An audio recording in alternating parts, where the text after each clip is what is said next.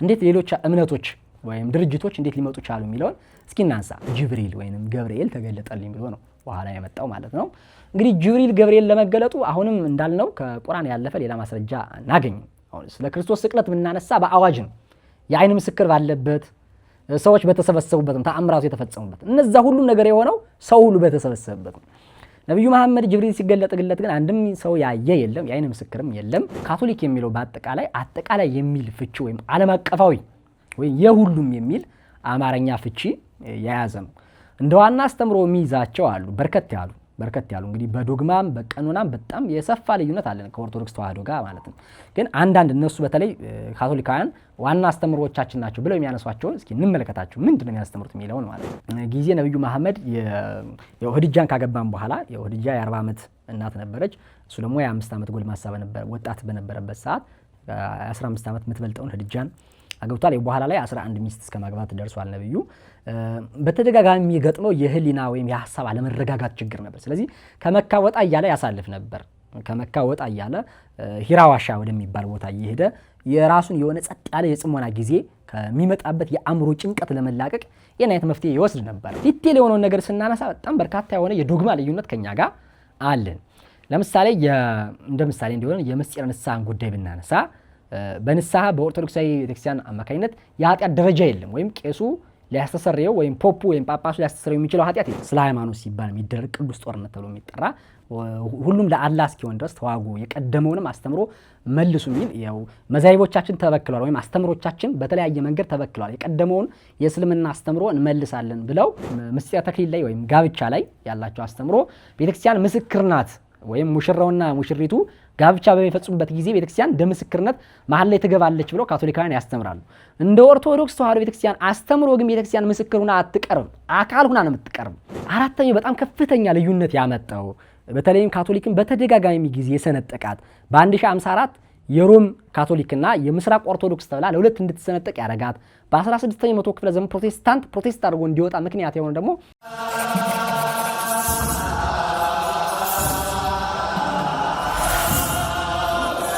ቤተክርስቲያን በዓለም አቀፍ ደረጃ የምትቀበላቸው ጉባኤያት አሉ። እንግዲህ ባለፈው ስንነጋገር ኦርቶዶክሳዊነት ጉባኤያዊነት ነው ተባብለን ነበርና እነዚያን ጉባኤያት ማንሳት ጀምረን ነበር። ኒቂያን ተነጋግረን ነበር ያበቃ ነው።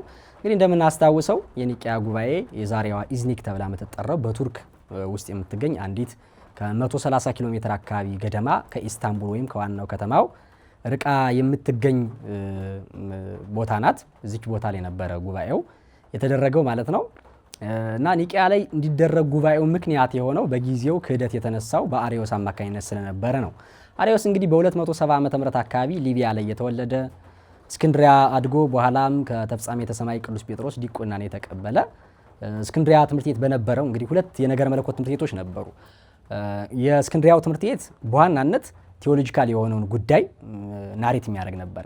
ያኛው ግን የአንጾኪያ ትምህርት ቤት የምንለው በሉቂያኖስ የተመሰረተው ትኩረት የሚያደርገው የነበረው ናሬቲቭ ዝም ሊተራል የነበረውን ቃል በቃል የሆነውን የመጽሐፍ ቅዱስና ሂስቶሪካል የነበረውን ፍች ብቻ ነበር የሚያስቀምጠው እንጂ ቴዎሎጂካል የሆነውን ስር የሰደደ ትርጓሜ አያስቀምጥም ነበርና በኋላ ከእስክንድሪያ ትምህርት ቤት ከወጣ በኋላ ደግሞ እንደገና ወደ አንጾኪያ ትምህርት ቤት በመሄድ እንደተማረ አንስተን ነበር እና አንጾኪያ ትምህርት ቤት ከተማረ በኋላ ወደ እስክንድሪያ ከተመለሰም በኋላ ለኑፋቄው ምክንያት የሆነውን ከመጽሐፍ የተገኘው ኑፋቄ ይዞ ብቅ አለ። መጽሐፈ ምሳሌ ላይ ምዕራፍ 8 ቁጥር 22 የሚገኘውን ቃል ትቤ ጥበብ ፈጠረኒ የሚለውን ይዞ አብ እግዚአብሔር ወልድን ፈጠረው ብሎ ተናገረ እና እግዚአብሔር ወልድ መሆኑ ቀረ ማለት ነው። መፈጠር ሲጀምር መፍጠር ነው የነበረው ስልጣኑ፣ ባህሪው የወልድ እግዚአብሔር የመፍጠር ስልጣን ነው የነበረው፣ ግን ፍጡር ሆነ። እንደውም ምንድነው ያለው አሪዮስ እግዚአብሔር አብ ሲፈጥር ከፈጠራቸው ቀደምት ፍጥረቶች የመጀመሪያው ፍጥረት ወልድ ነው ብሎ ሎቱ ስብሐትና ማይነገር ዳይጽ ወይም ጽነት ያለበት አነጋገር ተናገረ ማለት ነው።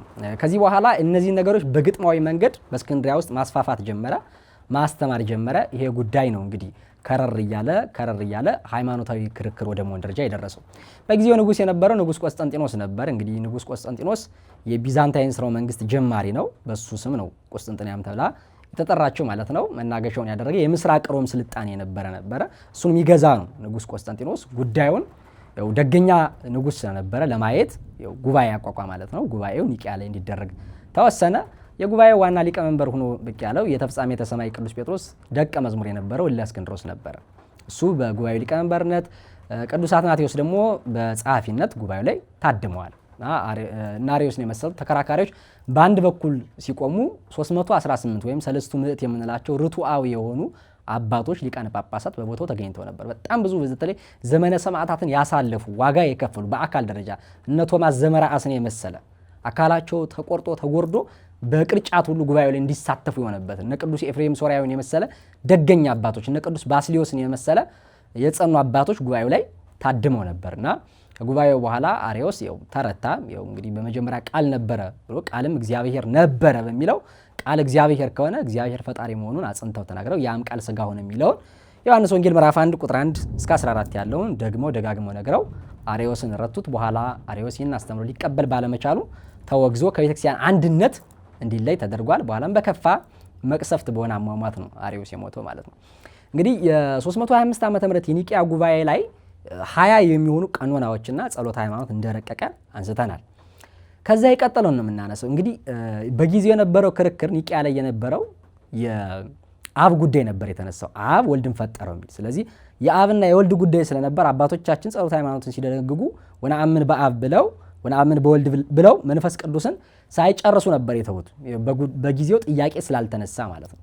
በኋላ ግን እንግዲህ በ381 ዓመተ ምህረት ላይ መቅዶኒዎስ የተባለ ሰው መንፈስ ቅዱስ ሕጹጽ ነው፣ ሎቱ ስብሐትና መንፈስ ቅዱስ ፍጡር ነው የሚል አስተምሮ ይዞ ብቅ አለ። እንግዲህ መቅዶኒዎስ አስተምሮን ከፍ እያደረገው መጥቶ መንፈስ ቅዱስ ፍጡር ነው ከማለት ባሻገርም መንፈስ ቅዱስ እንደ አንድ መልአክ ያለ ነው፣ ነገር ግን ከመላእክት ከፍ ብሎ የተፈጠረ እንዲሁም ከመላእክት ቀድሞ የተፈጠረ ፍጥረት ነው እና ቀድሞ በመፈጠሩ ከመላእክት ይልቃል እንጂ መልአክ ነው ብሎ መንፈስ ቅዱስን ከባህሪ አባቱ ከአብ ከወልድ ለይቶ በእሪና ለይቶ መንፈስ ቅዱስን ፍጡር አድርጎ የገለጠበት አነጋገር ነው የምናገኘው ማለት ነው። ሌላ መናፍቅ አለ በጊዜው የተነሳ አቡላሪዮስ ተብሎ የሚጠራ። እሱ ደግሞ ምንድነው ያለው?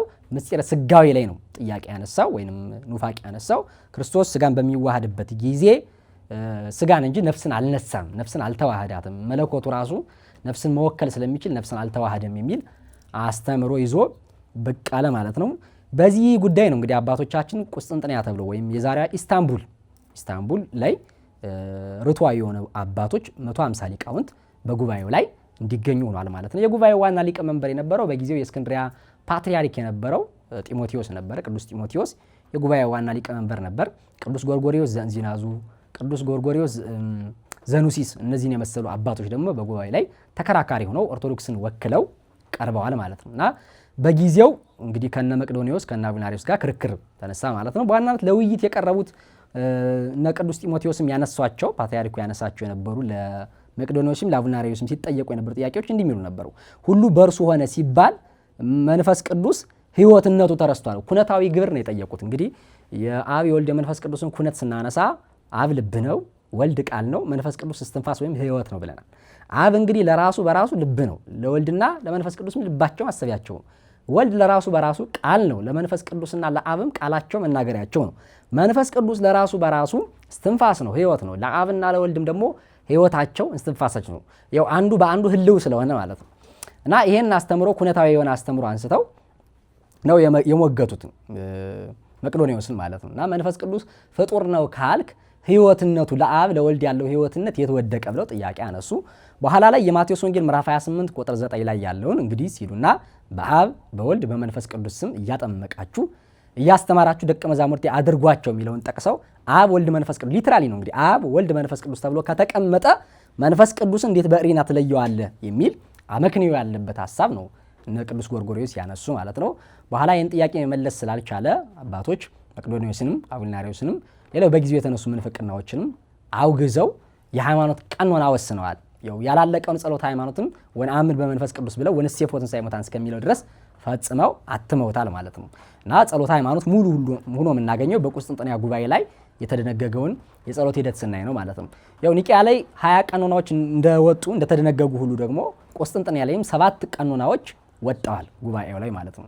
እና ቁስጥንጥንያ ጉባኤ ላይ የሃይማኖት ቀኖናው ትኩረት ያደረገው መንፈስ ቅዱስ ላይ ነበረ። የቀደመው አብና ወልድ ላይ የተነሳ በተለይም ክሪቲካሊ ወልድን ክሪቲሳይዝ በማድረግ የተነሳ ምንፍቅና ነበር። ይሄኛው ደግሞ መንፈስ ቅዱስ ላይ ትኩረት ያደረገ ነበር።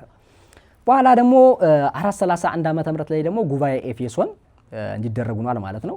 ጉባኤ ኤፌሶን እንዲደረግ ምክንያት የሆኑት በጊዜው የቁስጥንጥንያ ፓትርያርክ የነበረው ንስጥሮስ ያነሳው የኑፋቄ አስተምሮ ነው። እቺ ኤፌሶን የምንላት ዛሬ የኢዝሚር ግዛቱና የምናገኛት ሴኩል የምንላት ናት። እንግዲህ ቱርክ ውስጥ የምትገኝ ናት። የቀድሞዋ ኤፌሶን ተብላ የምትጠራው ናት ማለት ነውና በ431 ዓመተ ምህረት ጊዜ ነው ንስጥሮስ ፓትርያርኩ ብቅ ያለው ማለት ነው። ንስጥሮስ በዋናነት ትኩረት ያደረገበት አስተምሮ ክርስቶስ ላይ ወይም ወልደ እግዚአብሔር ላይ ነገረ ስጋዊ ላይ ተዋህዶ ላይ ነበር ትኩረት ያደረገው። እሱ ፍጹም ተዋህዶን አይቀበልም ነበር። ይልቅስ እንዲያውም የሚለው ምንድነው በህድረት ነው። መለኮት ስጋ ላይ ሲያድር በህድረት ነው አደረበት እንጂ አልተዋሃደውም። ስለዚህ ባህሪየ መለኮት አለ፣ ባህሪየ ስጋ አለ፣ አካለ ስጋ አለ፣ አካለ መለኮት አለ። ስለዚህ የመለኮት ለብቻው ነው፣ ባህሪውም ለብቻው ነው ብሎ ሁለት ባህሪ ሁለት አካል የሚል የመለኮት አካል የስጋ አካል፣ የመለኮት ባህሪ የስጋ ባህሪ የሚል አስተምሮ ይዞ ብቅ አለ ማለት ነው። ይሄ እንግዲህ በተለያየ ጊዜ አስፋፍቷል። እመቤታችን ወላዲተ አምላክ ላይም በጣም ከፍተኛ የሆነ እንግዲህ ያው ክርስቶስን በዚህ ልክ ሲገልጠው ፍጡር ነው ወደሚባል ደረጃ ንስጥሮስም አወርዶት ነበረ። እንዲሁም ማምላክን ሲተች ምንድነው ያለው? ሰወኬት ተሰማይ ወላዲተ አምላክ በአማን ተሰማይ ወላዲተ ሰብ፣ የአምላክ እናት እንላት ዘንድ አይገባም፣ አይቻልም። መሆን ያለበት የሰው እናት ብንላት ነው የሚሻል ብሎ ዳይጽ ያለበት ላቲ ስባትና ለሷ ማይነገር ለአምላክም የማይቀጸል ንግግር ነው ንስጥሮስ ይዞ ብቅ ያለው። ስለዚህ በኦርቶዶክስ ያነጋገር ቴዎቶኮስ ወይም ታኦዶኮስ የምንለው ክርስቶቶኮስ ነው። በቃ የክርስቶስ እናት ናት። ክርስቶስ የሚባል የአንድ ሰው እናት ናት። ለስሙ ምስጋና ይግባውና እንጂ የአምላክ እናት አይደለችም። አምላክ ወላዲተ አምላክ የሚለውን ክዶ ብድግ አለ ማለት ነው፣ ወይም ተነሳ ማለት ነው። ይሄንን አስተምሮን በተለያየ ቦታ ላይ የቁስጥንጥንያ ፓትርያርክ ስለነበረ በየስፍራው እየዞረ ያስተምር ጀመረ። ይሄን ሁለት ባህሪ ሁለት አካል የሚለውን አስተምሮ ማለት ነው። በኋላ ላይ በጊዜው ንጉስ የነበረው ቀዳማዊ ቴዎዶሲስ ስለነበረ ጉዳዩ በጉባኤ መታየት እንዳለበት ሐሳብ ያቀርባል። የእስክንድርያ ዋና ፓትርያርክ የነበረው ቅዱስ ቄርሎስ ነበረ። ያው ከፍተኛ የሆነ ጥያቄ አንስተው ጉባኤ በኤፌሶን ላይ በ431 ዓመተ ምህረት ላይ እንዲደረግ ሆነ ማለት ነው። ጉባኤው ላይ እንግዲህ ቅዱስ ቄርሎስን የመሰሉ አባቶች፣ ያዕቆብ ዘንበረድን የመሰሉ ታላላቅ አባቶች ተገኝተዋል። ክርክሮች ተደረጉ ማለት ነው። የጉባኤው ውሳኔ መጨረሻ ላይም ተዋህዶ እንበለ ህድረት እንበለ ውላጤ እንበለ ቱሳሄ ያለ መደረብ ምንድነው ማለት ልብስ እንደረድር ልብስ በልብስ ላይ እንደሚደረበው ወይም እንጀራ ጋግረን እንጀራውን እንደምንደረድረው አንዱ እንጀራ ባንዱ ላይ አንዱ እንጀራ ባንዱ ላይ አንዱ ህብስት ባንዱ ላይ አንዱ ልብስም ባንዱ ላይ እንደዚያ መለኮት በስጋ ላይ የተደረበ አይደለም፣ እንበለ ቱሳሄም አይደለም፣ ያለ መቀላቀል ነው ብለዋል። ወይም ይሄ ገብስና ምንድነው ይባለው ጌሾ እንደሚቀላቀለው ቡናና ወተት እንደሚቀላቀለው እንደ ማኪያቶ ይሄ ነጭ ነው ማለትም ወተቱ ጠቆር ብሎ ወደ ቡናው ደግሞ ነፃ ብሎ ወደ ወተቱ እንደሚሳበው መለኮት ወደ ስጋ፣ ስጋ ወደ መለኮት ያለ አይደለም። ፍጹም ተዋህዶ ነው። ተዋህዶ ነው በተገናዝቦ በታቅቦ ነው ያለ መጠፋፋት መለኮት ስጋን ሳያጠፋው በፍጹም ተዋህዶ በታቅቦ ነው ብለው አባቶቻችን አሚን ሰሩ ማለት ነው። ስለዚህ በዚህ ክርክር ጊዜ ቄርሎስ ያሳየው ምሳሌ ካራ ተብሎ የሚጠራው በጊዜው የጋለ ብረት ነበረ። ፍጹም እሳት የተዋህደው የጋለ ብረት ቀይ ሆኖ ብረቱን እሳት ሞልቶት የምናገኘውን ቅዱስ ቄርሎስ ለምሳሌ አመጣ። ይሄን በመዶሻ ስንመታው ምኑን መታ ነው? ብረቱን የመታ ነው ወይስ እሳቱን ነው ብሎ ቄርሎስ በጣም አመክንዮ ያለበት ሎጂካል የሆነ ጥያቄ ለንስጥሮስ አቀረበ ማለት ነው። ይሄን ጥያቄ መመለስ አልቻለም። ስለዚህ ጉባኤው ንስጥሮስን አውግዞ አስተምሮ ለይቶ የሃይማኖት ውሳኔዎችን ወሰነ። ይሄም ውሳኔው ምንድነው? አንደኛው ፍጹም ተዋህዶ እንበለ ህድረት እንበለ ቱሳሄ እንበለ ትድምርት እንበለ ውላጤ ብለው አስቀመጡ። ያለ መለወጥ፣ ያለ መቀላቀል፣ ያለ መደረብ ወይም ያለ መዋደድ ብረት ቡለን እንደምናዋድድበት እንደምናያይዝበት በሆነ ነገር አጣብቀናቸው ወይ አያይዘናቸው አይደለም። ምክንያቱም ሲፈለግ ተፈልጦ አለበት ወይም ተከፍሎ አለበት እንለያየዋለን እና ምስጢረ ስጋዊያችን እንደዛ መለያየት ያለበት አይደለም በሚል ቅዱስ ቄርሎስ በጣም አበክሮ መልስ ሰጠ። ከዚያ በኋላ ጉባኤው እሰወኬ ተሰመይ ወላዲተ ሰብ በአማን ተሰመይ ወላዲተ አምላክ የሰው እናት እንላት ዘንድ አይገባም፣ ክርስቶቶኮስ ቴዎቶኮስ ናት ወይም ታኦዶኮስ ናት፣ እንግዲያስ የአምላክ እናት ናት ብለው በአማን ወላዲተ አምላክ የሚል ጉባኤያዊ ውሳኔ አስቀመጡ ማለት ነው። ስለዚህ ይህንን ውሳኔያቸውም ቀዳማዊ ቴዎዶሲዮስ አጸደቀላቸው ማለት ነው። ስለዚህ በዚህ መልክ ተጠናቀቀ ማለት ነው። እንግዲህ የኤፌሶን ጉባኤ በዚህ መልክ ከተጠናቀቀ በኋላ የንስጥሮስ አስተምሮ ሰፊ ቦታዎችን ይዞ ስለነበር ሌላ ክርክሮችን ፈጠሩ። የንስጥሮስ ሁለት ባህሪ ሁለት አካል የሚለው አስተምሮ አገሩን ገዝቶ ስለነበረ በኋላ 449 የተደረገውን ዳግማዊ የኤፌሶን ጉባኤ ወይም ሁለተኛው የኤፌሶን ጉባኤ የምንለው እንዲደረግ ምክንያት ሆኗል። ንስጥሮስ በየቦታው ያስፋፋው በነበረው አስተምሮ ምክንያት በጣም ይበሳጩ ከነበሩ ሰዎች ውስጥ አንዱ አውጣኪ የተባለ ቁስጥንጥንያ የአንድ ገዳም አበምኔት የነበረ ሰው ነበር። ይህ የገዳም አበምኔት የነበረው ሁለት ባህሪ ሁለት አካል የሚሉ አስተምሮች በጣም ፈጽሞ ይቃወም ነበር። በተለያዩ ሁኔታዎችም ላይ ይከራከር ነበር። እነዚህ ነገሮች ግን ባላወቀው መልኩ ወደ መጥፎ ጽነት ወዳለበት ወደ ሌላ ኑፋቄ ወስደውት ራሱን አግኝቶታል። ከንቱ ድካም የሆነ ድካም ማለት ነው። ምንድነው አውጣኪ እንዲል ያደረገው? ክርስቶስ ወይንም መለኮት በስጋ ላይ ሲያድር መለኮት ኃያል በመሆኑ የተነሳ ስጋን ውጦታል ወይም ማጥፍቶታል። እንግዲህ ምናልባት ለምሳሌ በጣም ይቅርታ የወረደ ምሳሌ ነው። ቅቤ ለስታ ቅቤ በራስ ላይ ሲያርፍ ራሳችን እንደሚመጣው ቅቤው እንደሚውጠው ሁሉ በዚህ መንገድ ውጦታል አስቀርቶታል የሚል አስተምሮ ይዞ ወጣ ማለት ነው። እንግዲህ ያለ መጠፋፋት ብለን ነበር መለኮትና ስጋ በታቅቦ ነው ተዋህዷቸው ብለን ጉባኤ ኤፌሶን ላይ በመጀመሪያው ኤፌሶን ጉባኤ ላይ ተወስኗል። ቅዱስ ቄርሎስ በተገኘበት ማለት ነው። ይሄንን ትንሽ ዞር ያደረገ የሁለትነትን ለመቃወም ሲባል አንድነት አለ። ያ አንድነት ግን እኛ እንደምናምነው ያለ አንድነት አይደለም። አሁን አንዳንዶቹ ሞኖፎሳይት ብለው ኦርቶዶክስን ይጠሯታል። ኦርቶዶክሳዊ አስተምሮ ሞኖፎሳይት አይደለም ወይ አንድ ስንል አንድነታችን በመጠፋፋት ውስጥ ያለ ወይ ዝም ብሎ አንድ ገጽ ብቻ እያልንም አይደለም። እንደ ሰባሊዮስ የኛ ሚያፌሳይት ነው። በተዋህዶ ሁለት የነበረው በፍጹም ተዋህዶ ወደ አንድነት መምጣት ብለን እንዲሁም ምሳሌያችን ነፍስና ስጋ ነው አይደል? ነፍስ በዚህ ናት በዚያ ናት አትባልም። በመላው ስጋ ትኖራለች። እስመ ነፍስ ተሐድር በደም ያለው ለዚህ ነው። ያው እስመ ነፍስ ተሐድር በደም ሲል ደም ስራችን በሁሉ አካል እንዳለ ሁሉ እንግዲህ ከእግራችን እስከ ራሳችን ድረስ ደም ስር በሙሉ እንዲሁ ሁሉ ነፍስ በሁሉ ቦታ ሞልታለች ለማለት ነው እንጂ ነፍስ በደም አለች ለማለት አይደለም። እስመ ነፍስ ተሐድር በደም ያለው እና በሙሉ አካላችን ነፍስ እንዳለ ሁሉ ከስጋችን ጋር ፍጹም ተዋህዶ እንደሚኖረው ሁሉ ልክ በዚህ መልክ ነው የመለኮትና የስጋን ተዋህዶ ምን ገልጠው እና አውጣኪም ብሎ ወጣ። እንግዲህ መለኮት በኃያልነቱ ልዑል በመሆኑ የስጋን ባህሪ አጥፍቶታል። ስለዚህ አንድ ሆነዋል ግን በመጠፋፋት ሂደት የሚል አስተምሮ ይዞ ብቅ አለ። እንግዲህ በጊዜው የቁስጥንጥንያ ፓትርያርክ የነበረው ፖፕ ፍላቪያን ተብሎ የሚጠራው ወይም ፍላቪያኖስ ተብሎ የሚጠራው ነበረ። አውጣኪም በተደጋጋሚ ከዚህ አስተምሮ እንዲመለስ ቢጠይቀውም አልሆነም። ያው አውጣኪ የዳግማዊ ቴዎዶሲስ ትልቅ የጦር አዝማች የንስሐ አባት እንደመሆኑ መጠን ብዙ ሊናገሩት አልፈቀዱም። ግን የአንድ ሀገረ ስብከት ጳጳስ የነበረ አውሳቢዮስ የተባለ ሰው በተደጋጋሚ አውጣኪ ላይ ባቀረበው ትችት ምክንያት ፍላቪያኖስ 29 የአካባቢውን የቁስጥንጥንያ ኤጲስቆጶሳትን እንግዲህ የአካባቢው ጉባኤ ነው የአካባቢው ጉባኤ ሰየመና 29 ኤጲስቆጶሳትን 30 የሚደርሱ ደግሞ ቁስጥንጥንያ ላይ የሚገኙ የገዳም አበምኔቶችን መነኮሳትና ዲያቆናትን ያካተተ ጉባኤ አዘጋጀ ማለት ነው። ጉባኤው ላይ ትንሽ ችግር የነበረው የፓፓ ሊዮን ጦማር ነበር። የሮም ፓትርያርክ የነበረው ሊዮን የተባለ ጳጳስ ለፍላቪያን የላከለት የሃይማኖት ውሳኔ ወይንም ጽሑፍ ነበር። የሃይማኖት ውሳኔ ምንድነው የሚለው? ሁለት ባህሪ ሁለት አካል አይደለም አስተምሯችን አንድ አካል ግን ባህሪው ሁለት የሚል ከፊል ንስጥሮስ ተከፍሎ ያለበት ንስጥሮስ ነው ወይም መንፈቀ ንስጥሮስ ልንለው እንችላለን። እና የንስጥሮስን ሐሳብ የያዘ ግን ግማሹን አንድ አካል ነው ያ አካል ግን ሁለት ባህሪ አለው የሚል ዱዋሊዝም እንግዲህ ወደ ሁለትነት የሄደ አሁንም አስተምሮ ይህንን ጦማር ጽፎ ለፍላቪያኖስ ለቁስጥንጥንያ ፓትርያርክ ከሮም ተጻፈ ማለት ነው። እና ፍላቪያኖስ ያንጸባረቀው የነበረው ሐሳብ የራሱን ሳይሆን ሊዮን የላከለትን ደብዳቤ ነበር። ስለዚህ አውሳቢዮስ በቀጥታ ከአውጣኪ ጋር በጉባኤው ላይ ሲከራከሩ ይህን አስተምሮ ይዞ ብቅ አለ ማለት ነው። ይኸው አውጣኪ ያንጸባረቀው የነበረው ትምህርት አንድነት ነው ግን በመጠፋፋት የሚል ስለነበረ በፍላቪያኖስ አማካኝነት የተደረገው ጉባኤ አውጣኪን አወገዘ ማለት ነው። እንግዲህ አካባቢው ጉባኤ ነው። ነገር ግን ይሄ ውግዘት ምክንያት ትልቅ አመጽ አስነሳና አውጣኪን ያው የከፍተኛ ባለስልጣን የንስሐ አባት እንደመሆኑ መጠን ይግባኝ ጠይቆ ዳግማዊ ቴዎዶሲስ ፊት ቀረበ ማለት ነው። ስለዚህ ደገኛው ንጉስ ታላቅ ዓለም አቀፋዊ ጉባኤ እንዲደረግ ለእስክንድሪያው ፓትርያርክ ዲዮስቆሮስ አመለከተ ማለት ነው። ቅዱስ ዲዮስቆሮስ በጊዜው እንግዲህ ተነስቶ ለሁሉም አስፈላጊውን የሆነ መልእክት አድርሶ ሁሉም እንዲሰበሰቡ ከተናገረ በኋላ ኤፌሶን ላይ ተገኘ ማለት ነው።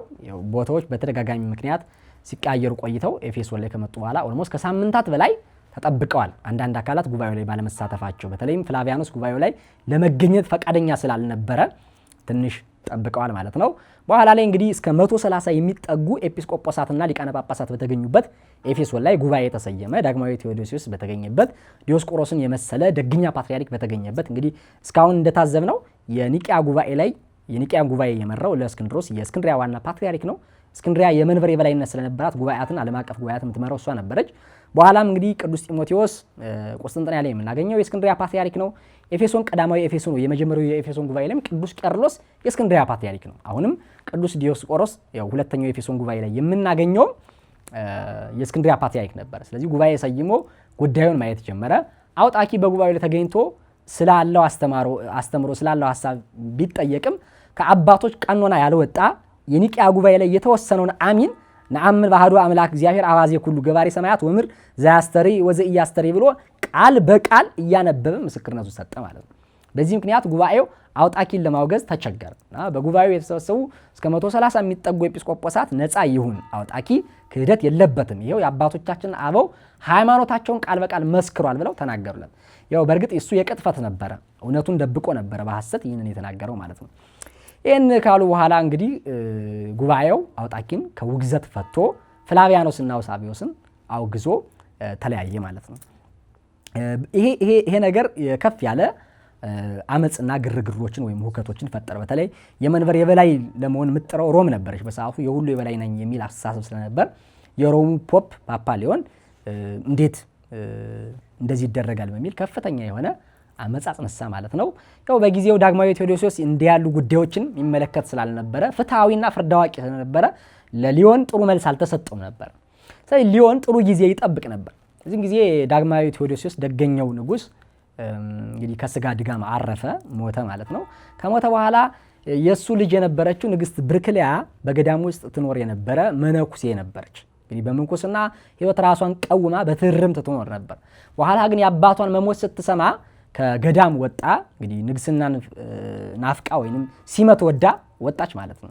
እንግዲህ ወደ ከተማ ከወጣች በኋላ የአባቷን ዙፋን ማስቀጠል ፈልጋ ነበር። እሷ ንግስት ስትሆን ደግሞ ንጉስ የሚያደርጋት ትልቅ የሆነ አቅም ትፈልግ ነበር። ስለዚህ የአባቷን የዳግማዊ ቴዎዶሲስን ዋና የጦር አዝማች የነበረው መርቅያን ተብሎ የሚጠራውን ሰው አገባችው። እሱ ንጉስ ሆነ፣ እሷ ደግሞ ንግስት ሆና በአንድ ወንበር ተቀመጡ ማለት ነው።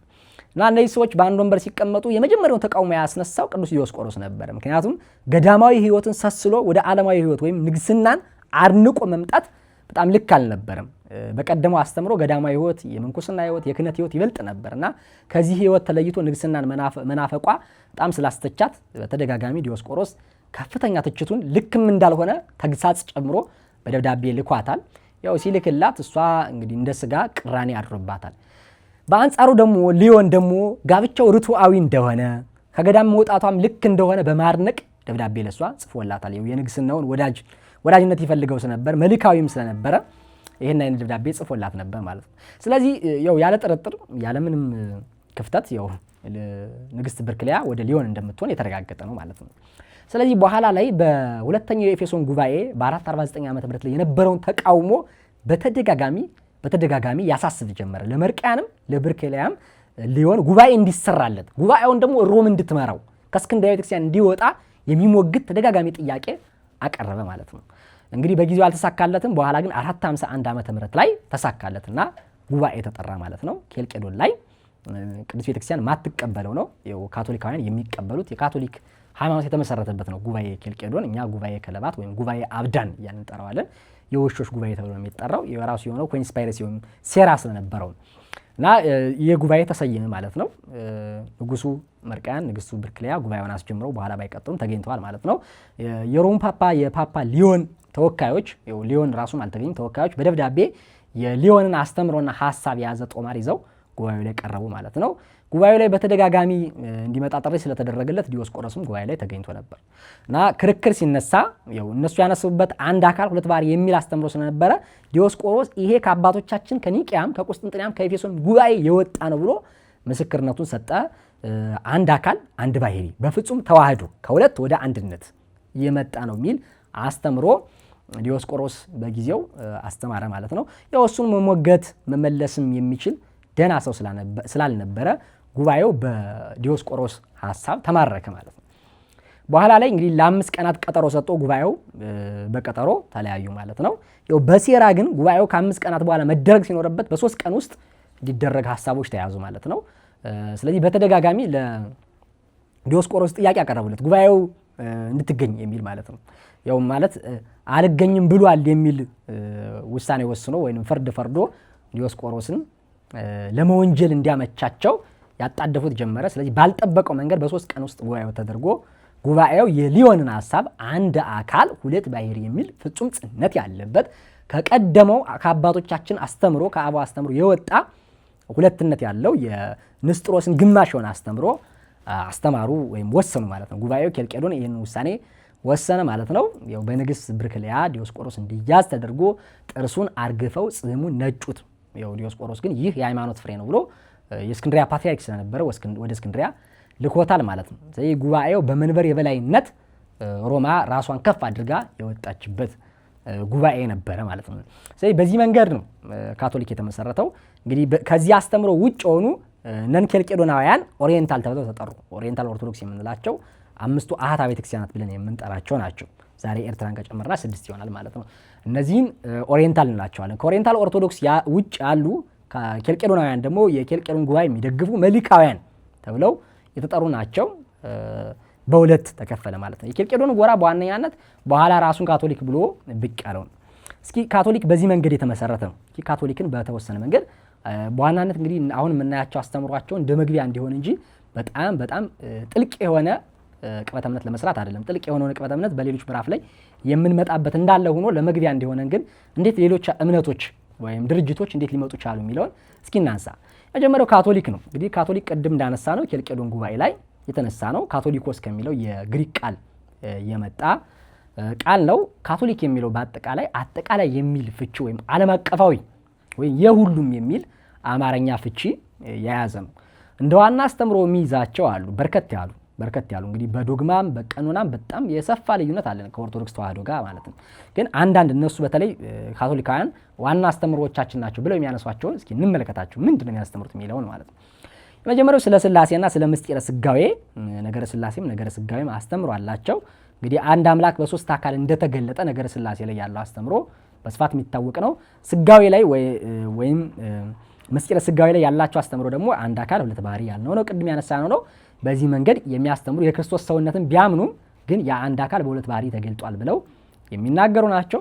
በሰባቱ ምስጢራት ያምናሉ። ግን ምስጢር ብለው ሳይሆን ሳክራመንታል ዘሰብን ሳክራመንታል ብለው ነው የሚያምኑት። ሚስቲካል በሆነ መንገድ ምስጢራዊ ናቸው ሳይሆን ስርዓታዊ ናቸው ብለው ነው የሚገልጧቸው። እንግዲህ ሰባቱንም እንዳለ ቢቀበሏቸውም ግን ዲቴል የሆነውን ነገር ስናነሳ በጣም በርካታ የሆነ የዶግማ ልዩነት ከኛ ጋር አለን። ለምሳሌ እንደ ምሳሌ እንዲሆን የምስጢረ ንስሐን ጉዳይ ብናነሳ በንስሐ በኦርቶዶክሳዊ ቤተክርስቲያን አማካኝነት የኃጢአት ደረጃ የለም። ወይም ቄሱ ሊያስተሰርየው ወይም ፖፑ ወይም ጳጳሱ ሊያስተሰርየው የሚችለው ኃጢአት የለም። በካቶሊክ ቤተክርስቲያን ውስጥ ግን በንስሐ ህይወት ውስጥ ቄሱ የሚያስተሰርየው የሆነ የኃጢአት ደረጃ አለ። ከፍ ሲል ደግሞ ጳጳሱ ሊያስተሰርየው የሚችል የኃጢአት ስርየት መንገድ አለ ማለት። ስለዚህ ምስጢረ ንስሐ አለ ስንል እንዴት ያለ ንስሐ ማለታችን ግድ ነው የሚሆነውና ሳክራመንታል በሆነ መንገድ ነው የምንለው ለዚህ ነው። ሌላ ተጨማሪ ምሳሌ እንጥቀስ ብንል ምስጢረ ተክሊል ላይ ወይም ጋብቻ ላይ ያላቸው አስተምሮ ቤተክርስቲያን ምስክር ናት። ወይም ሙሽራውና ሙሽሪቱ ጋብቻ በሚፈጽሙበት ጊዜ ቤተክርስቲያን እንደ ምስክርነት መሀል ላይ ትገባለች ብለው ካቶሊካውያን ያስተምራሉ። እንደ ኦርቶዶክስ ተዋህዶ ቤተክርስቲያን አስተምሮ ግን ቤተክርስቲያን ምስክር ሁና አትቀርብም፣ አካል ሁና ነው የምትቀርብ። ቅዱስ ጳውሎስ በመልእክቱ እንደነገረን ሚስት ቤተክርስቲያንን፣ ባል ደግሞ ክርስቶስን ሁነው አካል ሁነው ነው እንጂ ቤተክርስቲያን የምትቀርበው ዝም ብላ ሁለት ሰዎችን የሚያጋባ አካል ወይም ሽማግሌ ወይም ምስክር ሁና ብቻ አይደለም የምትቀርበውና ሳክራመንታል በሆነ መንገድ ስርዓታዊ በሆነ መንገድ ነው እንጂ ሚስቲካል በሆነ መንገድ ምስጢራዊ በሆነ መንገድ አይቀርብም የምንለው ለዚያ ነው። እንግዲህ ስለ ጥምቀት ያላቸው ማስተምሮ ከጥንተ አብሶ ምን ነጻበት ነው ብሎ የሚያስተምሩ ኦሪጂናሊቲን ቀጥሏል። ወይም ጥንተ አብሶ የዘር መርገም የጥንተ ጠባይ የቀደመው በደል አለ ብሎ የሚያስቡ ከሱ ደግሞ በጥምቀት ምን ነጻ ብለው የሚያስተምሩ ሰዎች ናቸው። እንደ ኦርቶዶክስ ተዋህዶ ቤተክርስቲያን ጥንተ አብሶ ወይም ጥንተ ጠባይ የምንለው አሁን ድረስ ተላልፏል የሚል አስተምሮ የለንም። የተላለፈውም ቀድሞውን ራሱ የተላለፈው በደሉ ሳይሆን የበደሉ ውጤት ነው የሚል አስተምሮ ነው ያለን፣ እንኳን በአዲስ ኪዳን በብሉይ ኪዳን ማለት ነው። ሌላው ስለ ሜሮሎጂ ወይም ስለ ነገረ ማርያም ስለ ድንግል ማርያም ያላቸው አስተምሮም ይኸው አርያማዊት ናት የሚለው እንዳለ ሆኖ ግን በጣም 4 የሆኑ መሰረታዊ አስተምሮች አላቸው። የመጀመሪያው የአምላክ እናት መሆኗን ያምናሉ። ሁለተኛው ዘላለማዊ ድንግልና መኖሯንም ያምናሉ። ንጽሕተ ንጹሐን መኖሯንም ያምናሉ። አራተኛውና የመጨረሻው ደግሞ ትንሣኤ እንዳላትም ያምናሉ ማለት ነውና ሜሮሎጂያቸው በዚህ ልክ የሚገለጥ ነው። አራተኛው በጣም ከፍተኛ ልዩነት ያመጣው በተለይም ካቶሊክን በተደጋጋሚ ጊዜ የሰነጠቃት በ1054 የሮም ካቶሊክና የምስራቅ ኦርቶዶክስ ተብላ ለሁለት እንድትሰነጠቅ ያረጋት በ16ኛው መቶ ክፍለ ዘመን ፕሮቴስታንት አድርጎ እንዲወጣ ምክንያት የሆነ ደግሞ ፓፓል ኢንፋሊቢሊቲ የሚባለው ወይም የጳጳሱ የአይሳሳቴነት አስተምሯቸው አንዱ ነው። እንግዲህ የጳጳሱ ስልጣን እንደራሴ ነው ተብሎ የሚታሰበው የእግዚአብሔር እንደራሴ ስለሆነ ፍጹም አይሳሳትም ተብሎ ይገለጻል። እንግዲህ የሮም መንበር መስራቹ ጴጥሮስ ነው ተብሎ ስለሚታሰብ በቀጥታ የጴጥሮስ አካል የሆነ የጴጥሮስ ተተኪ የሆነ ሰው ነው ተብሎ የሚታሰበው ፓትርያርኩ እና ይህ ፓትርያርክ በፍጹም ሊሳሳት አይችልም። በፍጹም መንፈስ ቅዱስ ምሪት ነው የሚሄደው። እሱ የሚናገረው በሙሉ እንደ ሃይማኖታዊ ውሳኔ ይወሰዳል። ዓለም አቀፍ የሆነ የቤተክርስቲያን ገዥም እንደራሴም እሱ ነው ተብሎ የሚገለጥ ነው። ይሄ እንግዲህ በኦርቶዶክሳዊ አስተምሮ ፋሊቢሊቲ አለ። እንግዲህ ጳጳሳት ወይም ፓትርያርኮች አይሳሳቱም ብለን የሚል አስተምሮ የለንም። እንግዲህ በቀደመው ጉባኤያትም እንዳነሳ ነው ለምሳሌ ንስጥሮስ የቁስጥንጥንያ ፓትርያርክ ነበር ብለናል። ስለዚህ ፓትርያርክ ሊሳሳት ይችላል፣ ከዶግማ ከቀኖና ሊወጣ ይችላል እንጂ አይሳሳትም የምንል አስተምሮ የለንም። ዛሬም ያለው የቅዱስ ሲኖዶስ ስብስም የአባቶቻችን ስብስም አይሳሳትም ብለን የምንጠራው አይደለም። ፋሊብል ነው፣ ሊሳሳት ይችላል። ለዚያም ነው በቅዳሴያችን ውስጥ ጸልዩ በእንተ ርእሰ ሊቃነ ጳጳሳት አባ ማትያስ እያንዳንዱ ጳጳሳትም እየጠራን ብፁዕ እገሌ እያልን ምንናገረው ምን ጸልይላቸው ጸልዩ ብለን ለምእመናን ምናውጀው ፋሊቢሊቲ ስላለ ነው። እና እነሱ አይሳሳትም ወደሚል አስተሳሰብ መግባታቸው በጣም ብዙ መከፋፈል አመጡባቸዋል። ሰፊ ከኦርቶዶክስም የተለየው አስተምሮ ይሄ ነው። እንግዲህ ከኦርቶዶክስ የወጣ ወይም ከቀደመው የአባቶቻችን ጉባኤ አስተምሮ ምን ያህል እንደራቁ ንጽጽሩን በዛው ላይ እያየ ነው እንግዲህ እያስተዋልን እንሂድ። የቀደመው አስተምሮ ላይ የኒቅያም የቁስጥንጥንያም የኤፌሶን ጉባኤ ላይም ለጳጳሳት የና አይነት ስልጣን አይሰጥም። እዚህ ላይ ግን እንመለከታለን ማለት ነው። ሌላው አምስተኛው ፑሪጋቶሪ የሚባል ሐሳብ አላቸው። የመካነ ደናግዝት የሚባል ምንድነው? አንድ ሰው ንስሐውን ሳይጨርስ ቢሞት ወይም ደግሞ ፍጹም የሆነ እግዚአብሔር ጸጋ ባያገኝ ለገነት የሚያበቃ ህይወት ባይኖረውም ለገነት እንዲበቃ የተወሰነ የቀረችውን በንስሐ ያልፈታትን ወይም በጸጋ ያልተሞላባትን ጉዳይ እንዲፈታ የመቀጫ ቦታ አለ እና እዛ ቦታ ይሄዳል። ሲኦል አይደለም፣ ገሃነም አይደለም።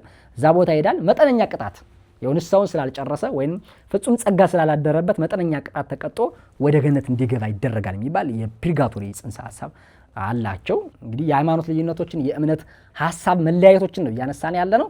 ካቶሊክ በ1054 የሮም ካቶሊክና የምስራቅ ኦርቶዶክስ ወይም የግሪክ ኦርቶዶክስ ተብሎ ተከፈለ። የግሪክ ኦርቶዶክስ የምስራቅ ኦርቶዶክስ ምንላቸው ግሪክን ጨምሮ እነ ቡልጋሪያ እነ ራሽያን ያካተተው ማለት ነው እና የእነሱ መከፈል በቅድሚያ የምናነሳው ነው ማለት ነው። በኋላ በ16ኛው መቶ ክፍለ ዘመን ደግሞ ፕሮቴስት አድርጎ ወጧል ማለት ነው። እንመለስበታለን። በ610 ደግሞ በጣም ተነስቶ በጣም ብዙዎችን ተደራሽ ማድረግ የቻለው እስልምና አስተምሮ ነው። በወፍ በረር እስኪ የእስልምናን አስተምሮ እንቃኘው።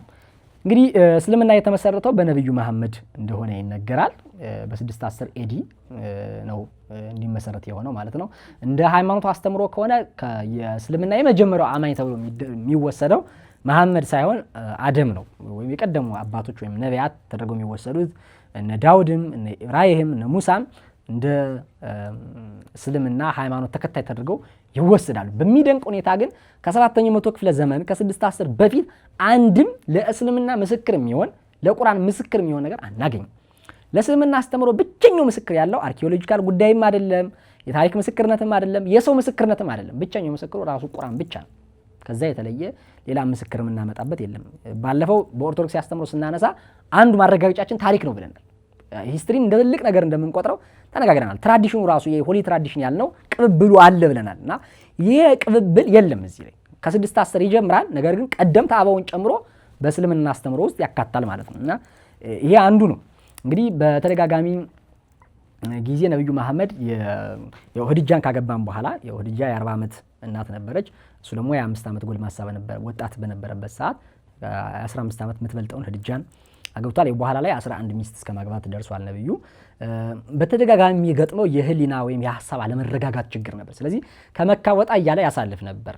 ከመካ ወጣ እያለ ሂራ ዋሻ ወደሚባል ቦታ እየሄደ የራሱን የሆነ ጸጥ ያለ የጽሞና ጊዜ ከሚመጣበት የአእምሮ ጭንቀት ለመላቀቅ የናይት መፍትሄ ይወስድ ነበር እና በዚህ ሂደት ውስጥ እያለ ነው አንድ ቀን የሆነ ነገር ተገለጠለት።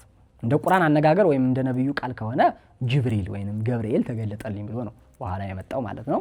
እንግዲህ ጅብሪል ገብርኤል ለመገለጡ አሁንም እንዳልነው ከቁርአን ያለፈ ሌላ ማስረጃ አናገኝም። አሁን ስለ ክርስቶስ ስቅለት ብናነሳ በአዋጅ ነው፣ የአይን ምስክር ባለበት፣ ሰዎች በተሰበሰቡበት ነው ተአምራቱ የተፈጸሙበት። እነዛ ሁሉ ነገር የሆነው ሰው ሁሉ በተሰበሰበበት ነው። ነብዩ መሐመድ ጅብሪል ሲገለጥለት ግን አንድም ሰው ያየ የለም፣ የአይን ምስክርም የለም፣ የሰማም ሰው የለም። በኋላ እንግዲህ ራሱ ነብዩ ራሱ ግራ ገብቶት ነበር። እንደው ጅብሪል ተገለጠልኝ ያለው በኋላ ነው እንጂ መጀመሪያ ላይ ጂኒ ነው ወይንም ሰይጣን ነው በሚል ምክንያት በተደጋጋሚ የአእምሮ ረብሻ ውስጥ ከፍተኛ ከጭንቀቱም የባሰ ጭንቀት ውስጥ ገብቶ ተራራ ላይ ወጥቶ ራሱን ለማጥፋት ሙከራ እስኪያደርግ ድረስ ደርሶ ነበር። በኋላ እንግዲህ ህድጃ ናት አረጋግታው የተገለጠልህ መልካም ነገር ነው እንጂ ለአንተ እንዴት ሸይጣን ይገለጥልሃል ወይም ጅን ይገለጥልሃል የሚል መካከራ ገጽጻ እንዲሁም የእሷ የአጎት ልጅ የሆነውም የኦሪት ሊቅ የነበረ ሰውም አይ የእግዚአብሔር መልአክ ተገልጦልን ነው የሚሆነው በብሉይ ኪዳን ሲገለጥላቸው እንደነበረው እንደዛ ተገልጦልን ነው በሚል የእሱ ክርስቲያን ስለነበረ ነው እንዲህ ብሎ ለመሐመድ ነገረው ማለት ነው። በኋላ ነው እንግዲህ መሐመድ በኩራት ወይም በሙሉ ልብ የተገለጠልኝ ጅብሪል ነው በሚል ብቅ ያለው ማለት ነው። እንግዲህ መካ ላይ የመካ ቁራይሾች ነበሩ፣ ጣዖት አምላኪዎች ነበሩ። ስለዚህ መጀመሪያ የጀመረው አስተምሮን ማስፋፋት የጀመረው እዛው መካና በአካባቢው ባለው ቦታ ላይ ነው ማስተማር የጀመረው። ያው የመካ ቁራይሾች በተደጋጋሚ የመሐመድን አስተምሮ በከፍተኛ ሁኔታ ይቃወሙ ስለነበረ ነብዩ ከመካ ወደ መዲና የመጀመሪያው ሂጅራ አድርጓል። የመጀመሪያውን ስደት ከመካ ወደ መዲና እንዲያደርግ ሆኗል ማለት ነው። ስለ እስልምና ይሄን ያህል ካነሳን በጣም መሰረታዊ አስተምሯቸው ምንድን ነው እነሱ የሚናገሩት ምንድን ነው የሚለውን እስኪ በተወሰነ መንገድ የእስልምናንም እንደ ካቶሊክ ቀኘት እናደርገው። እንግዲህ 6 የእምነት መሰረቶች አላቸው። የእስልምና አስተምሮ በ6 መሰረት ይጠቃለላል። አልኢማን ተብለው ነው የሚጠሩት በእነሱ መንገድ ማለት ነው።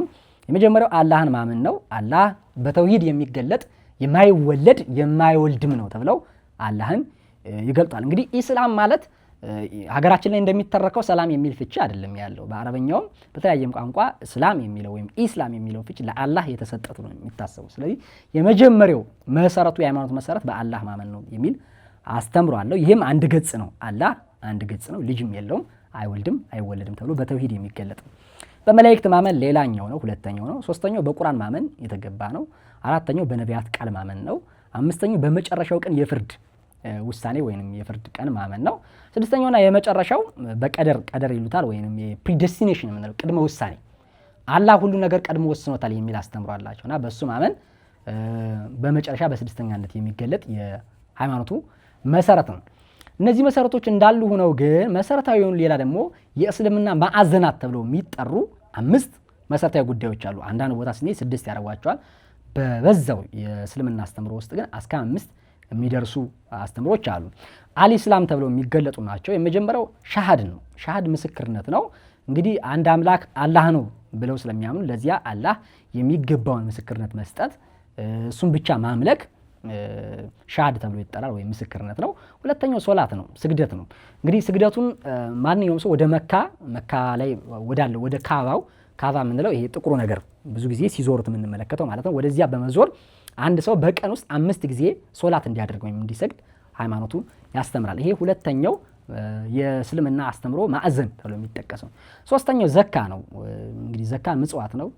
አንድ ሰው በኑሮ ህይወት ውስጥ በየአመቱ ቢያንስ በአንድ አመት ውስጥ ከ2.5% የገቢውን ያህል ለሰዎች በምጽዋት መስጠት እንዳለበት በዘካ መስጠት እንዳለበት ይነገራል። አራተኛው ሰውም ወይም ጾም ነው።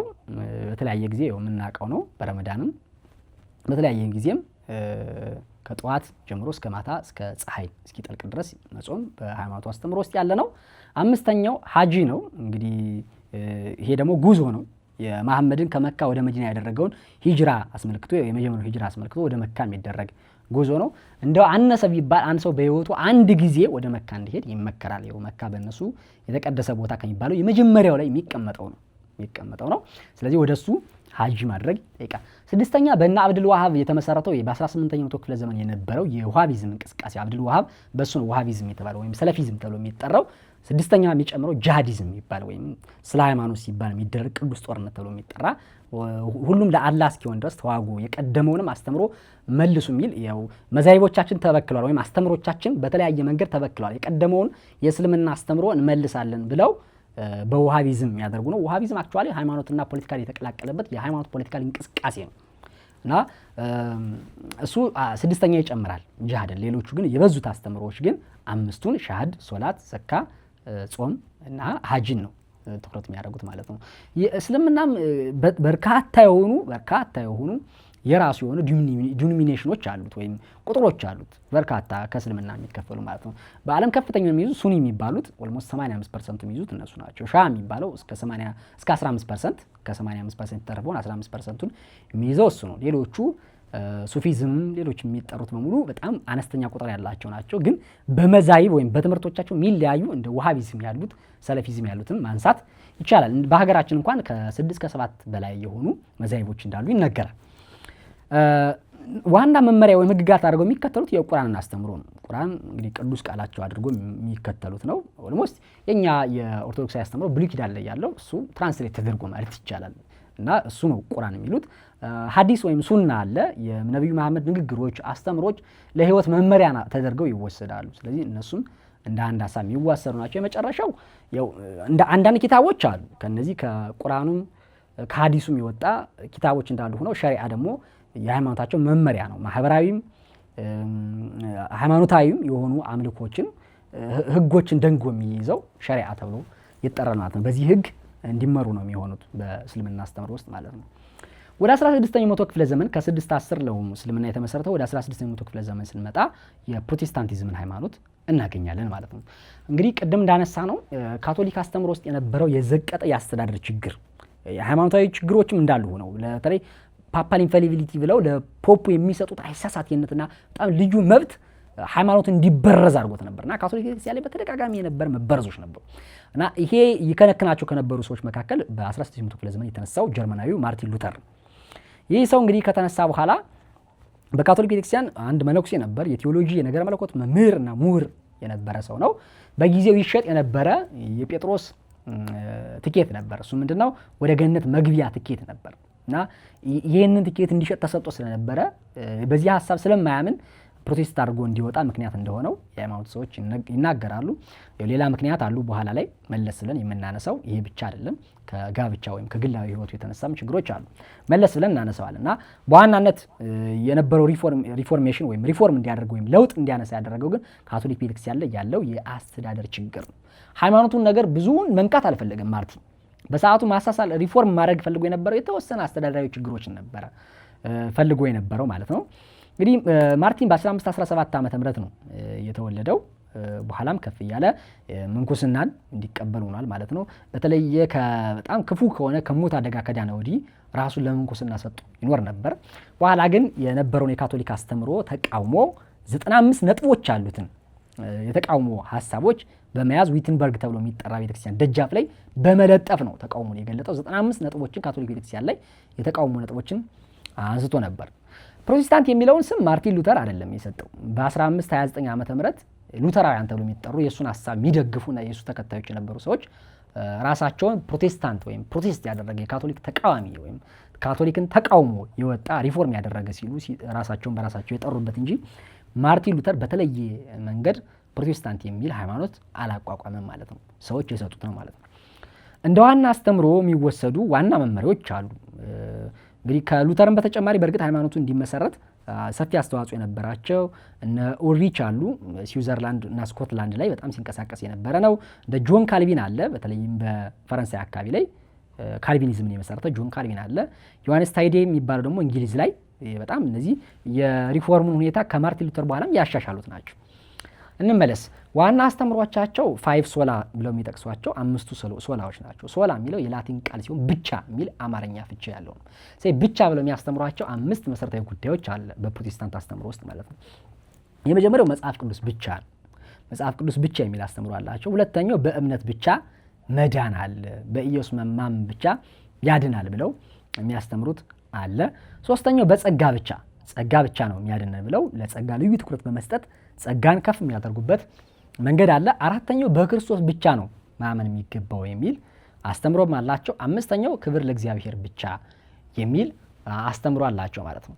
ስለዚህ ፕሮቴስታንት ሪፎርም አድርጎ ሲወጣ ያነሳቸው ሀሳቦች መጽሐፍ ቅዱስ ብቻ፣ እምነት ብቻ፣ ጸጋ ብቻ፣ ክርስቶስ ብቻ፣ ክብር ለእግዚአብሔር ብቻ የሚሉ 5 ሶላዎችን ነበር ማለት ነው። በዋናነት የፕሮቴስታንት ባህሪ ተደርገው የሚወሰዱት የመጀመሪያው የአማኞች ሁሉ ካህን፣ ሁሉም አማኝ ሴቱም ወንዱም ካህን ነው የሚል ክህነትን ለሁሉም ሰው የመስጠት አስተምሮ እንደ ባህሪ የሚወሰድ ነው እና አንድ ሰው ኃጢአት ቢሰራ እንኳን በግሉ እንዲሁ ማረኝ ካለ ይማራል የሚል አስተምሮ ወስደዋል ማለት ነው።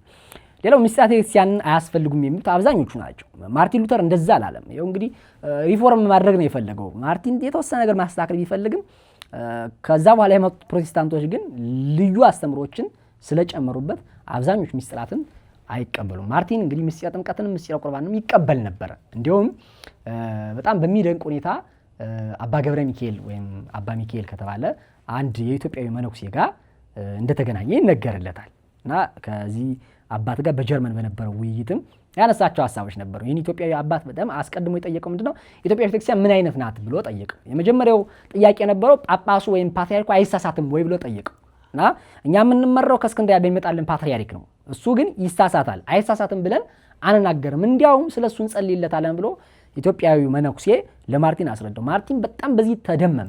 በጊዜው ደግሞ የካቶሊክ ቤተክርስቲያን ስጋውና ደሙን በምታድልበት ሰዓት ደሙን አታድልም ነበረ። ምንድነው እርፈ መስቀሉ ከአንድ ወደ አንዱ ሲሄድ በሽታን ያስተላልፋል የሚል አስተምሮ ስለነበራቸው ደሙን ስጋውን ለካህናት ብቻ ይሰጡና ለምእመኑ ግን ስጋውን ብቻ የመስጠት ሂደት ነበር እና ይህን ስርዓት አንዱ ማርቲን ይቃወመው ነበረ እና ተጠየቀው ስለ ስጋው ደግሞ ያላችሁ አስተምሮስ ምንድን ነው ደሙን ትሰጣላችሁ ብሎ ሲጠይቀው የኢትዮጵያዊ መነኩሴ የመለሰለት አዎ ደሙንም ስጋውን በሚገባ በስርዓታዊ መንገድ እናድላለን ብሎ ነገረው። በኋላ የጠየቃቸውን እያንዳንዱ አስተምሮ የሚተርክለት የሚነግረውም ከሐዋርያት ቤተክርስቲያን አስጀምሮ የነበሩን አስተምሮ እና መጽሐፍ ቅዱሳዊ መሰረት ያለውን ሰው ተኮር ያልሆነ ጳጳሱ አይሳሳትም ፓትርያርኩ አይሳሳትም በሚል ሰው ተኮር ያልሆነ ሳይሆን መጽሐፍ ቅዱስ ተኮር እንደሆነ አበክሮ ስለነገረው በጣም በመደነቅ ውስጥ እቺ የኢትዮጵያ ቤተክርስቲያን ጥንታዊውን አስተምሮ የሐዋርያትን አስተምሮ ይዛ የጠበቀች ናት በሚል ማርቲን እስኪያደንቀው ድረስ ደርሷል። ለዚህም ነው አንዳንድ የታሪክ አጥኚዎች ማርቲን ይፈልገው የነበረው የኢትዮጵያ ኦርቶዶክስ ቤተክርስቲያን አይነት ሃይማኖት ነው ብለው የሚመሰክሩት በዚህ ልክ አድናቆቱን ስለሰጠ ነውና ማርቲን ካለው አስተምሮ ውጭ በጣም የተለየ አስተምሮ ነው አሁን ያሉት ፕሮቴስታንቶች ይዘው የሚገኙት ማለት ነው። እንግዲህ ፕሮቴስታንቲዝም ከማርቲን ከተመሰረተ በኋላ ሪፎርም ማድረግ ነው ፈልጎ የነበረው። ካቶሊክ ቤተክርስቲያን ሪፎርም አድርጋለሁ ብሎ ሲነሳ ካውንተር ሪፎርሜሽን አውጃለች። የሪፎርም ተቃራኒ ካውንተር ሪፎርሜሽን ስለነበር አውጃለች። ምንድነው ጸረ ተሐድሶ በሚል ያደረጉት እንቅስቃሴ ነበር። ለዚህ ሚሽነሪዎችን ያዘጋጁ በተለያየ ቦታ ማስገባት ነው። እንግዲህ በኢትዮጵያ ታሪክም በጣም እንደ ነቀርሳ የሚቆጠሩ የነ ቤርሙዴዝ መምጣት በተለይ በናጼ ዘድንግል ጊዜ እነ ቤርሙዴዝ የነበሩበትን ታሪክ እናገኛለን። በነ ሲሲኒዮስ ጊዜ ደግሞ እነ አልፎንሶ ሜንዴዝ እነ ጴጥሮስ ፓኤዝ ተብለው የሚጠሩ ሰዎች በተደጋጋሚ ጊዜ መጥተው ቤተክርስቲያኑ ሲበጠብጧት የነበሩ ካውንተር ሪፎርሜሽን ወይ የተሐድሶ ጸረ ተሐድሶ ንቅናቄ ያደርጉ የካቶሊክ ሚሽነሪዎች ነበሩ እና ካቶሊክ ቤተክርስቲያን እንደዛ እስክታውጅ ድረስ አድርሷታል። አሁን ያለው ግን የማርቲን አስተምሮ የያዘ አይደለም። ሪፎርም ማድረግ በምንለው ደረጃ አይደለም። የማርቲን አስተምሮ ቴዎሎጂካል ኦፍ ዘ ክሮስ የሚባል ነው። የክርስቶስን መከራ የሚናገር እንደውም ጭራሽ በመከራ ህይወት ውስጥ በመኖር ወደ ክርስቶስ እንቀርባለን የሚል ቴዎሎጂ ኦፍ ክሮስ ተብሎ የሚጠራ ነው። አሁን ያለው አብዛኛው የፕሮቴስታንት አስተምሮ ቴዎሎጂ ኦፍ ዘ ግሎሪ ተብሎ የሚጠራ ነው። ወይም ስለ ክብር ነው የሚናገሩት። አብዛኛው ስለ ፕሮስፔሪቲ ጎስፕል ነው የሚናገሩት። ስለ ብልጽግና ወንጌል ነው የሚሰበከው። ስለ ሀብት፣ ስለ ክብረት እንጂ ስለ ክርስቶስ አይደለም የሚናገረውና ከማርቲን አስተምሮ ወጣዋል የምንለው ለዚያ ነው። ሉተር እንደዛም አላለም። እስኪ በዋናነት በጣም ከፍ ያሉ የፕሮቴስታንት ውስጥ የሚጠቀሱ የፕሮቴስታንቲዝም አይነቶችን እንጥቀሳቸው። የመጀመሪያው ሉተራን ተብለው የሚጠሩ ናቸው። ሉተራሊዝም ወይም ሉተራን ተብለው ይጠራሉ። በሱ ነው የተመሰረተም ብለው የሚናገሩት። በዋናነት ሉተር ሪፎርም አድርጎ ተቃውሞ ከካቶሊክ እንደወጣ መስርቶታል ብለው በ16ኛው ክፍለ ዘመን እንደተመሰረተ በጀርመን እንደሆነም ይናገራሉ። የእምነት መጀመሪያቸውም እንግዲህ ማርቲን ሉተርን አድርገው ነው የሚጠቅሱት። በዋናነት በእምነት ብቻ መጽደቅ የሚለው እና መጽሐፍ ቅዱስ ብቻ የሚል አስተምሮ ያላቸው ናቸው። በስርዓተ አምልኮ ደረጃ ሳክራመንታል የሆኑ ነገሮች እንዳሉ ሆነው እንደተጠበቁ ነው። ከካቶሊክ ቤተክርስቲያን ያኔ ዓለም ልዩነት የላቸውም። ቅድም እንዳልኩት እንዳነሳሁት ማርቲን ብዙ ነገሮችን ማሻሻል ፈለገ እንጂ መቀየር አልፈለገም። ስለዚህም የስጋው ደግሞ የቅዳሴ ጉዳይና አንዳንድ ጉዳዮች በጣም በፍጹም በተደራጀ ሁኔታ ምስጢራትን ባይሆኑ ሳክራመንታል በሆነ መንገድ ይሰጡ ነበር። ስለዚህ ሉተራውያን ላይ እነዚህ ነገሮች እንደተጠበቁ ናቸው ማለት ነው። ሁለተኛው ሪፎርምድ ተብለው የሚጠሩት ካልቪኒዝም ተብለው የሚጠሩት በጆን ካልቪን የተመሰረተው ነው። እንግዲህ ጆን ካልቪን በስዊዘርላንድ ነው ይሄን ያቋቋመው። ሌሎች ረዳትም ነበሩት። በዋናነት የሚጠራ እሱ እንዳለ ሆኖ ልዩ ባህሪው የሪፎርምድ ወይም የካልቪኒስት የእግዚአብሔር ሉዓላዊነት ይሰብካል። እግዚአብሔር ሉዓላዊ ነው ይላል። ለየት ያለው አስተምሮ ግን ቅድመ ውሳኔ ነው። እንግዲህ ፕሪዴስቲኔሽን ቅድም የእስልምና አስተምሮ ላይም አንስተነዋል። እግዚአብሔር ዓለምን ዓለሟ ሆኖ ሲፈጥራት ለዓለም ያስቀመጠላት ቅድመ ውሳኔ አላት። ይሄ አንዳንድ ጊዜ እኛም ስንናገረው ስርዓት እየገባ ምን እናገረዋለን። ብዙ ጊዜ ምን እናገረው ታስባችሁት ወይም አስተውላችሁት ከሆነ የተጻፈልን ነው የምንኖረው። ዓለም 9 ናት እንደዚህ ናት የሚሉ አስተምሮች በሙሉ ቅድመ ውሳኔ ፕሪዴስቲኔሽን ተብሎ የሚጠሩ ናቸው። በኦርቶዶክስ አስተምሮ ምንም አይነት ቅድመ ውሳኔ የለም። ክርስቶስ ቀድሞ ወስኖልን ወይም ደርሶልን እኛ ተዋናዮቹን የምንተውነው አይደለምና ጆን ካልቪን የመሰረታዊ ሃይማኖት ካልቪኒዝም ወይም ሪፎርም ግን እንዲህ የሚል አስተምሮ ነበረው። ሶስተኛው በጣም መሰረታዊ የሚባሉት አይነቶች አንግሊካን የሚባሉ ናቸው። እነዚህ በ1534 ዓ.ም በእንግሊዝ ከተማ ሄንሪ በተባለው ንጉስ የተመሰረተ ናቸው። እንግዲህ ሄንሪ ከካቶሊክ እንግዲህ በ1534 ራሱ ሲለይ ራሱ ፕሮሴስ ሲያደርግ ደግሞ እንደ አዲስ የፈጠረው አስተምሮ ነው አንግሊካን ተብሎ የሚጠራው እና በነበረው የፖለቲካ ችግር ነው እና ደግሞ ንጉሱ ሄንሪ በነበረው የጋብቻ ህይወት ላይ ጋብቻ ላይ በምታስተምረው የካቶሊክ አስተምሮ ምክንያት ነው ውዝግብ ተነሳ፣ በዚህ ተለየ ማለት ነው። ይሄኛው የአንግሊካን አስተምሮ መካከለኛ መንገድን የሚከተል አሁን እንዳሉት ፕሮቴስታንትም ያልሆነ እንደቀደመውም እንደ ሉተራውያንም ያልሆነ መካከለኛው መንገድ የሚከተል ነው አንግሊካን ተብሎ የሚጠራው። አራተኛው ባፕቲስት የሚባለው ነው። እንግዲህ ባፕቲስት የሚባለው በ17ኛው ክፍለ ዘመን መጀመሪያ በእንግሊዛዊ አማኞች የተመሰረተ ነው። ያው በኋላ እንግዲህ ወደ ኔዘርላንድም ሄደ፣ በእንግሊዝም ተስፋፋና በጣም ብዙ ተከታዮችን የያዘ ነው። እንግዲህ ልዩ ባህሪው በዋናነት የህፃናትን ጥምቀት የሚቃወምና ጥምቀት ለፈቀዱ ሰዎች ብቻ እንጂ ጥምቀት አያስፈልግም ብሎ የሚያስተምረው። ሰፊ ልዩነት የለም። እንግዲህ በጣም መጠነኛ የሆኑ በጣም ትንንሽዬ ልዩነቶችን ነው እያነሳን ያለ ነው። አምስተኛ ሜቶዲስት የሚባለው ወይም ሜቶዲዝም የሚባል ነው። በ18ኛው መቶ ክፍለ ዘመን የተመሰረተ ነው። መስራቾች አሉት እንደ ጆን ስሎ ያሉ እንደ ቻርልስ ዌይ ያሉ መስራቾች አሉት። እነዚህ ተጠቃሽ ናቸው። ልዩ ባህሪ እንግዲህ መጽሐፍ ቅዱስን በዕለት ህይወታችን ውስጥ ሜቶዲዝም አይደለ በሜተድ በህይወታችን ውስጥ መጽሐፍ ቅዱስ ማካተት አለብን እና በእያንዳንዱ ኑሯችን ውስጥ መጽሐፍ ቅዱስ በዕለት ተዕለት ህይወት ውስጥ በስርዓት ሜተድ በሆነ መንገድ መግባት አለብን የሚሉት ናቸው እነዚህ ሜቶዲስት ተብሎ የሚጠሩት ማለት ነው። ስድስተኛው ጴንጤቆስጤ የሚባሉት ናቸው። እንግዲህ ጴንጤኮስታል የሚባሉት በ20ኛው መቶ ክፍለ ዘመን በ1906 ዓ.ም በሎስ አንጀለስ የተመሰረተ ነው። ልዩ ባህሪ የነበረው የመንፈስ ቅዱስን መሪነት እና በልሳን መናገር የሚባል አዲስ አስተምሮ ነው ይዞ ብቅ ማለት። እንግዲህ የቀደሙት ፕሮቴስታንቶች በልሳን መናገር የሚል አስተምሮ ይዞ አልመጡ ነበርና ይሄኛው ጴንጤቆስጤ የሚባል አስተምሮ ግን ብቅ ሲል ነው። እንግዲህ ንቅናቄ አይነት ነገር ነው። በልሳን መናገር የፈውስ የትንቢት ነገሮች በሙሉ የወጡት በዚህ ጊዜ ነው ማለት ነው። እንግዲህ ሉተር የግል ህይወቱ በምንኩስና ይኖር የነበረበት ህይወትን መለስ ብለን እንቃኘው። በምንኩስና ህይወቱ ያለ አንዲትን ሴት ወዶ ነበረ። እንግዲህ ካትሪና ቮንቦራ ተብላ የምትጠራ ሴት ናት። እሷ ላይ በልዩ ፍቅር ውስጥ ስለወደቀ የመጀመሪያው እንግዲህ ፕሮቴስታንት ሲያደርግ አንዱ ከተቃወማቸው ነገሮች በሙሉ ምንኩስና ነው። በኋላም እንግዲህ ካትሪና ከዚህ ከገዳሙ ከወጣች በኋላ እንድታመልጥም ያደረጋት እሱ ነው። በመሰላል ከገዳሙ እንድትወጣ ያደረጋት 11 መነኮሳትን ይዛ ወጣች። ሌሎቹን ዳራቸው፣ እሷን ደግሞ እሷ ግብቷት ኑሯል ማለት ነው።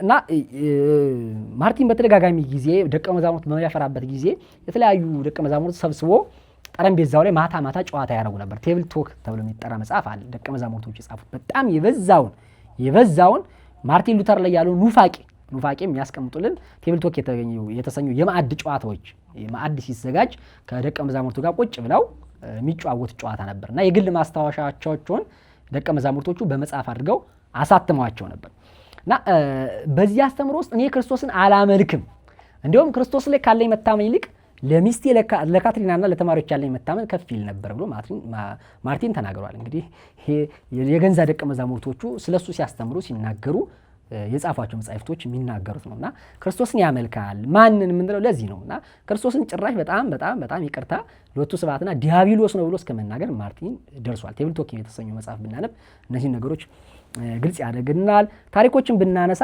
ዮሐንስ ያንሰን የመሰሉ የታሪክ ተመራማሪዎች የጻፏቸው መጽሐፍ ብንመለከትም በዛ ልክ የሚነገርለት አይደለም። እንዲያውም ይህን አይነት ሀሳብ ስናነሳ ብዙዎቹ ከአውዱ ውጭ የማርቲን ሀሳብ ተፈቷል፣ ተተርጉሟል ብለው ይናገራሉ። ወደ እውነታው ስንመጣ ግን ማርቲን ሉተር ራሱ መጽሐፍ ቅዱስን ከአውዱ ውጭ በመተርጎም ነው የሚታወቀው። ለምሳሌ እናንሳ። የሮሜ መልእክት ምዕራፍ 3 ቁጥር 28 ላይ ለዚህም ያለ ሕግ ሥራ በእምነት እንድንጸድቅ እንቆጥራለን የሚል የቅዱስ ጳውሎስ መልእክት አለ። ለዚህም ያለ ሕግ ሥራ በእምነት እንድንጸድቅ እንቆጥራለን የሚል አለ። እንግዲህ ማርቲን ሉተር ከጀርመን ከግሪክ ከነበረው ከጽር ቋንቋ ወደ ጀርመን ሲተረጉመው ሲያመጣው ይህን ብቻ የሚል ቃል እምነት ብቻ የሚል አካቶበታል። ስለዚህ ምን አለው? ለዚህም ያለ ሕግ ሥራ በእምነት ብቻ እንድንጸድቅ እንቆጥራለን በሚል አሻሻሉና በጣም ብዙ ቦታዎች ላይ እምነት የሚሉ ላይ እምነት ብቻ እያለ ይጠራል ማለት ነው። በዚህ ምክንያት በሰዓቱ የሮም ፖፕ የነበረው ጳጳስ ተችቶታል። እንዴት አንተ መጽሐፍ ቅዱስን ታርማለህ፣ አዲስ ቃል ያልነበረን ቃል አስገብተህ ታርማለህ የሚል ትችት አቀረበለት። ደቀ መዛሙርቱ መጣው የሮም ጳጳስ ተችቷል ብለው ሲነግሩት ሉተር ነው የጨመረው በሉት፣ መብቴ ነው እንደፈለኩ ማሻሻል እችላለሁ እያለ ራሱን ይገልጥ ነበር። እንደውም የሮም ፖፕ የያዕቆብን መልእክት ጠቅሶ ሲነግራው እምነት ያለ ስራ የሞተ ነው የሚለውን ሲጠቅስለት የያዕቆብ መልእክት ጭድ ነው ብሎ የያዕቆብን መልእክት የሚያጣጥል የነበረ ሰው ነው። ከዛ በአንጻሩ ደግሞ የሮሜንና የገላትያን መልእክት ደግሞ በከፍተኛ ሁኔታ እንትን ይል የነበረ ሰው ነው፣ ያደንቅ የነበረ ነው እና ሮሜን በደንብ ያደንቃል፣ ገላትያን ያደንቃል። የያዕቆብን መልእክት ግን ይተች የነበረ ሰው እና ራሱ መጽሐፍ ቅዱስን ከአውዱ ውጭ እየተረጎመ አንዱ መጽሐፍ እቀበላለሁ አንዱ መጽሐፍ አልቀበልም የሚል ሰው ነው። ከዛም በኋላ ያለውን አስተምሮ ያው እንዳለ ሆኖ ማለት ነው። እንግዲህ አሁን ላይ ያሉት የፕሮቴስታንት አይነቶች ለቁጥር የሚዳግቱ ናቸው። እንደ አንዳንድ ጥናቶች ከሆነ ዲኖሚኔሽን ተብለው ቢጠሩም ድርጅት ቤተ እምነት ከምንላቸው ድርጅት የሚለው ይቀላል።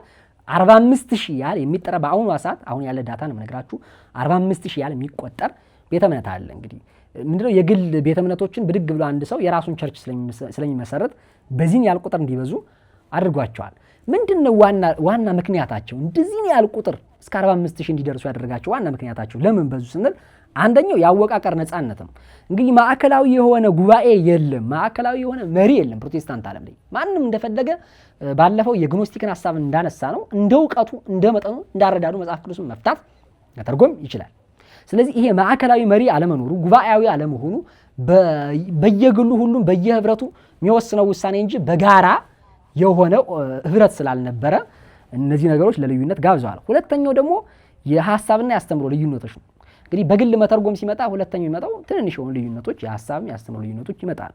እንግዲህ መጽሐፍ ቅዱስን ሲተረጉሙ አነስተኛውን ስርዓቶች ለምሳሌ ቅድም ያልናቸው ሳክራመንቶች ጥምቀት ያስፈልጋል አያስፈልግም፣ ቁርባን ያስፈልጋል አያስፈልግም የሚሉት ነገሮች በሙሉ እንደ ውዝግብ ሆነው ልዩነትን ፈጥረዋል ማለት ነው። እንግዲህ እንዲህ እያሉ እስከ 45,000 ድረስ የሚጠጉ በአሁኑ ሰዓት የፕሮቴስታንት አይነቶች አሉ ማለት ነው። እንግዲህ እንደ መግቢያ እንዲሆነን ካቶሊክንም መሐመዳውያንንም ሉተራውያንንም አይተናል። እንግዲህ በቀጣይ በሚኖረን ጉባኤ ደግሞ ዲቴል የሆነ ጥልቅ የሆነ የቅበተ እምነት ስራዎችን እንጀምራለን ማለት ነው። ለዛሬ የነበረን መርሃ ግብር እስካሁን ነበር። ወስብሐት ለእግዚአብሔር። ይቆየን።